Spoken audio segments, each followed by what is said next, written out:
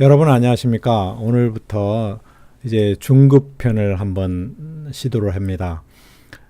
내 몸 둘러보기부터 해서 실제로 내시경 과정까지 한번 둘러볼 터인데 먼저 아산병원에서 제공하는 두 가지 프로그램을 먼저 보겠습니다.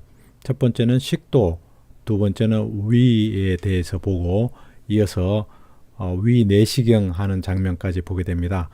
이러한 것을 잘 알게 되면은 그 다음에 어떻게 몸을 관리해야 될지 이런 방법들에 대해서 또 계속 시리즈로 설명해 나가도록 하겠습니다.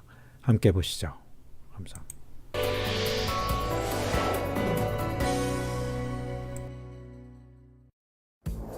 우리는 하루에 아침, 점심, 저녁 삼시세끼를 먹고 중간중간 물과 커피 등을 마시며 간식을 먹습니다. 이렇게 섭취한 음식물은 입에서 식도를 거쳐 위, 소장, 대장을 지나 항문을 통해 배설되는데요. 그 중에서 식도는 음식물을 소화기관으로 내려보내는 통로 역할을 합니다. 그런데 최근 이런 식도가 술과 담배, 자극적인 음식과 비만 등으로 하부식도 조임근이 손상되어 위산의 공격을 받습니다. 쉴 틈 없이 사용되는 식도. 이런 식도에 이상이 생기면 어떻게 될까요? 식도는 목젖 뒤인 인두에서 위에 이르는 길이 약 25cm의 기다란 관 형태의 장기입니다. 위아래로 곧게 뻗어 있는 식도는 연동운동을 통해 음식물을 입에서 위로 내려보내는데 평상시의 굵기는 엄지손가락 정도지만 음식물이 통과하면 더 굵게 확장됩니다. 이처럼 식도의 위쪽에 있는 조임근은 공기가 식도에 들어가지 못하도록 막아주고 식도 아래쪽에 위치한 조임근은 위산과 위 내에 음식물이 역류하지 못하게 해 식도를 지켜줍니다.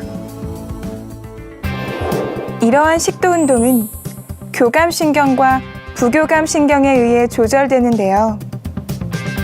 식도는 소화기관에 속하지만 다른 장기와는 달리 영양소 흡수에는 관여하지 않습니다.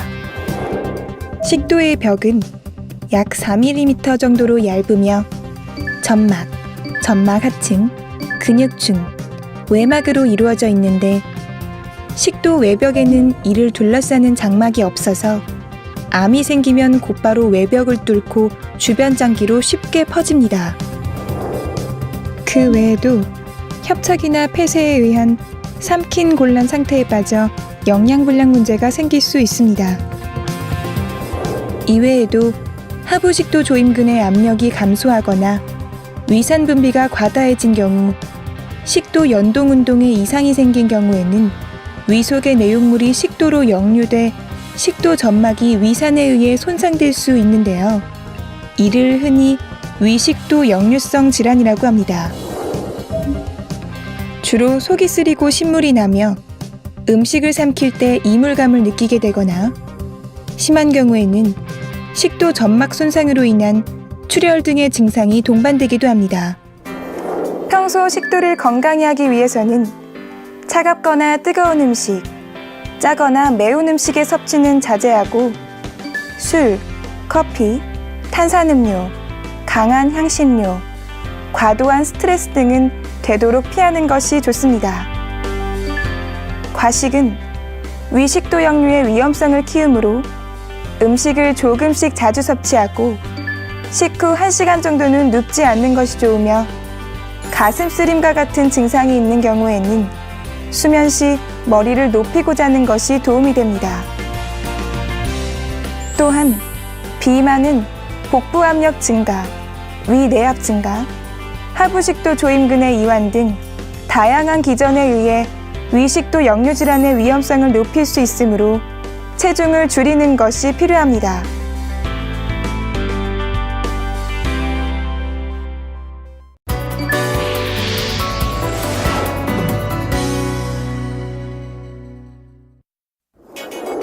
지난 25년 동안 서구에서는 꾸준히 감소해 왔지만 유독 우리나라와 일본에서 환자 수가 많은 질환이 있습니다.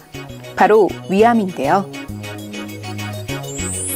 위암으로 인한 사망률이 OECD 회원국 중에서 칠레와 일본 다음으로 우리나라가 높다고 합니다. 그래서 오늘은 많은 분들이 관심을 갖고 있는 위에 대해 알아보겠습니다.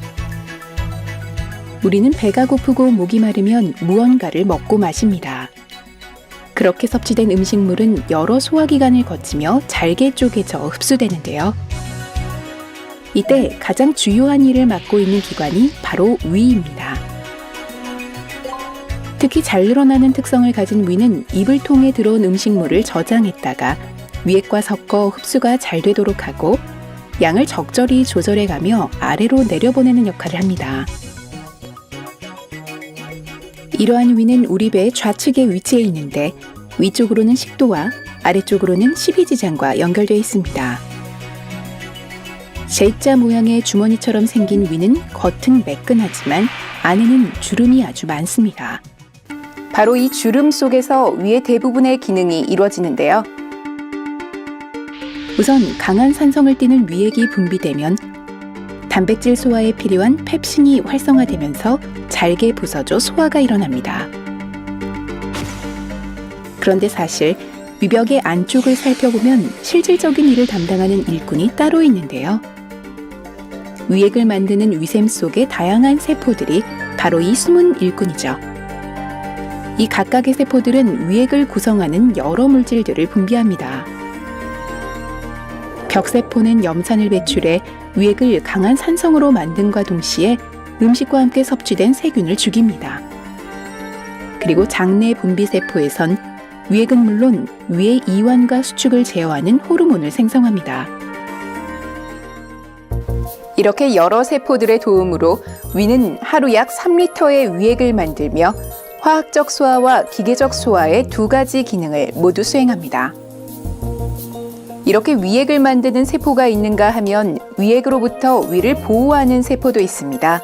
바로 위세포인데요. 이 위세포가 만드는 보호점액이 위벽의 안쪽에 모두 코팅돼 있어 위벽이 위산에 상하지 않고 굳건히 버틸 수 있습니다. 하지만 염증이나 감염 등으로 보호점액이 씻기거나 위점막이 훼손되면 위궤양이 생기게 되는데요. 대부분의 소화성 궤양은 헬리코박터 파일로리균이 지속적으로 위점막을 손상시키기 때문이라고 합니다. 일반인의 50% 이상이 이 헬리코박터 균 보균자인데다가 이 균을 오래 방치하면 만성 위염이나 위암이 될 수 있으니 복통이나 속쓰림, 구토 증세가 오래 지속되면 꼭 초기에 검사와 치료를 받는 것이 중요합니다. 그리고 위의 건강을 위해서는 감정을 조절하는 것도 필수입니다. 위는 우리 감정 변화에 매우 민감해서 과도한 스트레스를 받으면 위산의 분비가 늘어난다고 하는데요. 신경을 많이 쓰면 속이 쓰린 이유가 바로 이것 때문입니다. 그러니 평소에 마음을 차분히 갖고 위염이나 소화성 궤양이 생기지 않도록 주의하는 것이 좋겠습니다. 우리나라 국민 10명 중 1명이 위염 환자라고 합니다. 연령대로는 60대에서 80대가 가장 많지만 최근 10대에서 20대의 증가율도 눈에 띄게 늘고 있습니다. 위염 예방에는 무엇보다도 식습관이 가장 중요합니다. 바람직한 식습관만으로도 충분히 위를 건강하게 지킬 수 있으니 우리의 습관에 좀 더 신경을 쓰는 자세가 필요하겠습니다.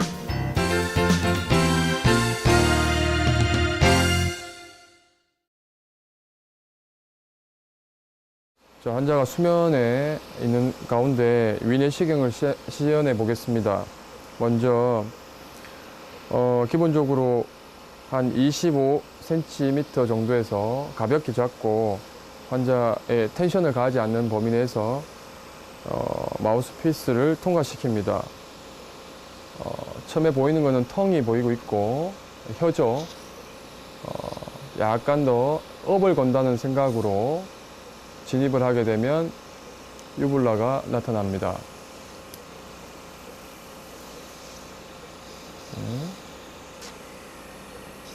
그리고 유불라를 지나서 에피글로티스가 보이고 있고, 에피글로티스의 후벽으로 진입을 하게 되면 보칼 코드가 보입니다.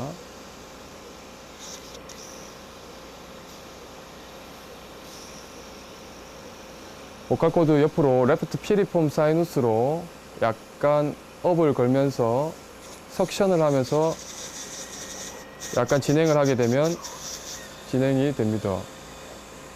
자, 삼켜보세요. 예, 됐습니다. 그런 다음에 푸시를 조금 하게 되면 기본적으로 에스파구스가 나타나죠. 에스파구스는 조금 진행하게 되면 이 부위가 이지정션 부위인데 리플럭스 에스파자이티스라든지 그런 걸 감별할 수 있는 중요한 위치가 됩니다. 여기서 약간 후벽 쪽으로 푸시를 해서 접근을 하게 되면 바디가 보이고, 조금 더 푸시를 해서 안쪽으로 진입을 하게 되면, 그리고 여기서는 약간 업을 건다고 생각하고 진입을 하게 되면 안트룸 파이로링 링이 관찰되고 있습니다. 경우에 따라서는 파이로링을 진입할 때는 굉장히 어려움이 많은데요. 이렇게 환자가 수면이 충분히 됐을 때는 그냥 진입을 할 수 있고, 그렇지 않으면은 석션을 해서 위를 조금 단축시킨다는 생각으로 진입을 하게 되면 굉장히 쉽게 진입을 할 수 있습니다. 파이로링 P링을 그 화면의 중앙에 위치시켜 놓고 안트룸의 대칭성이나 점막의 변화를 관찰하고 난 뒤에 P링을 진입해 보겠습니다. 석션을 하면서 진입을 하게 되면 벌브까지 쉽게 진입이 될 수 있고, 벌브를 관찰하고 난 뒤에 약간 업을 걸고 손은 라이트로 턴을 한다 생각하고 진입을 하게 되면 세컨드 포션이 관찰됩니다.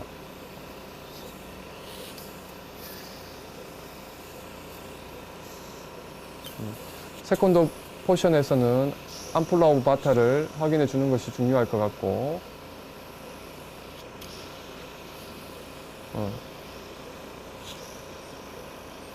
다시 세컨드 포션까지 관찰하고 난 뒤에 안트룸으로 나오게 됩니다.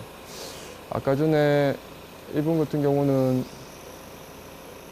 이렇게 보면은 두오데눔 쪽에 약간 쉘로한 에로시브 리전 또는 얼스레이티브 리전이 관찰되고 있네요.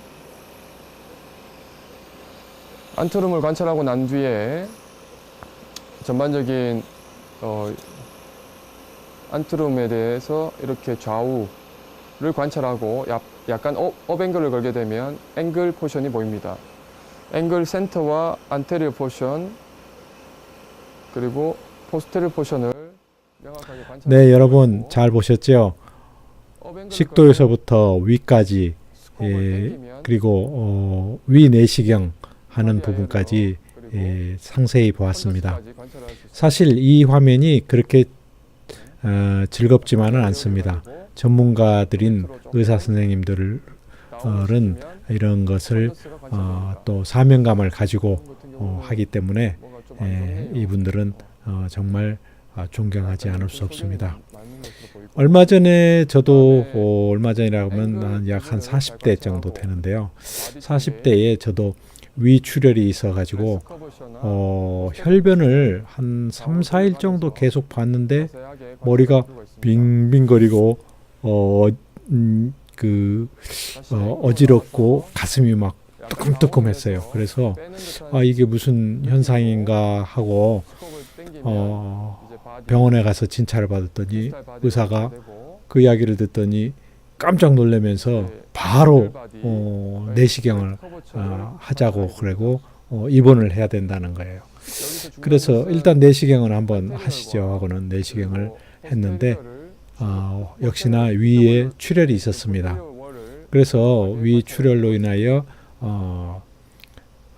혈변이 나왔고 변 색깔이 꼭 짜장면 색깔 같았어요. 아마 그렇게 색깔이 변해서 나온 것 같아요.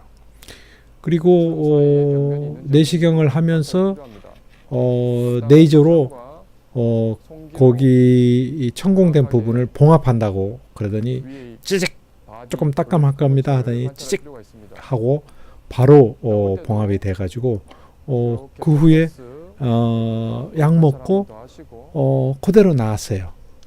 점차적으로 많이 회복이 되었죠. 그래서 이 내시경이 치료를 하는구나. 또 위험한 그런 병을 진단도 하고 치료도 하는구나 하고 상당히 좋다고 생각됐습니다. 다음 시간에는 또 대장 내시경 하는 부분들을 한번 살펴보도록 하겠습니다. 이렇게 어려운 부분들 또 우리가 보기가 쉽지 않은 부분들을 보는 것은 우리 건강을 지키기 위해서 충분히 알아둘 필요가 있기 때문에 이런 시간을 준비를 했습니다. 다음 시간에 다시 뵙도록 하겠습니다. 즐거운 시간 보내시기 바랍니다. 대단히 감사합니다. 이분은 에소파구스는 큰 문제가 없어 보입니다. 이상으로 위 내시경 시연을 마치도록 하겠습니다.